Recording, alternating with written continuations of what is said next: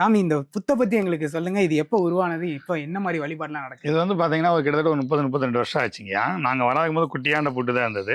அப்ப சிவாலயம் எழுப்ப ஆரம்பிச்சோம். இந்த புத்து வளர ஆரம்பிச்சது. இங்க வந்து பார்த்தீங்கன்னா, அம்பாள் சன்னதி, அதாவது பத்ரகாளி சன்னதிக்குள்ள சிவாலயம் நம்ம கோயில்ல தான். இந்த புத்துல வந்து பார்த்தீங்கன்னா, ஈசான புத்துன்னு சொல்லுவாங்க. இந்த கோயில்ல வந்து சிவன் கோயிலுக்கு கொடிமரம் கிடையாது, நந்திக்கு பூஜை கிடையாது. காரணம் என்னன்னா, காஞ்சிபுரம் மாரி, அவர் அந்த லிங்கம் இருக்கிற மாரி இங்க அம்பாள். இப்படி அம்பாளே வந்து பார்த்தீங்கன்னா, புத்துருவத்துல இருக்கிறான். நாகம்மார் ரூபத்துல இருக்காங்க. இங்க சுத்தி உள்ள நாகம் வச்சுக்கிறோம். அதே மாதிரி வந்து பார்த்தீங்கன்னா, இந்த கோயில் ஒரு விசேஷமே வந்து பார்த்தீங்கன்னா, ராகுகால பூஜை.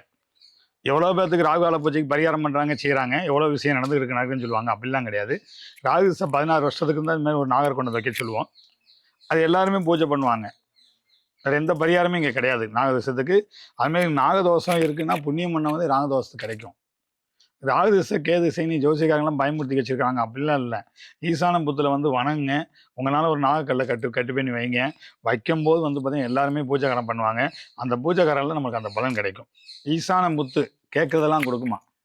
எந்த கோயிலில் கிடைக்காத அதிசயம் இந்த ஆலயத்தில் இருக்குது. மிகப்பெரிய அதிசயம் அப்படின்னா, நேராக புத்தை பார்த்தோன்னே சிவனத்தையும் பார்க்கணும்.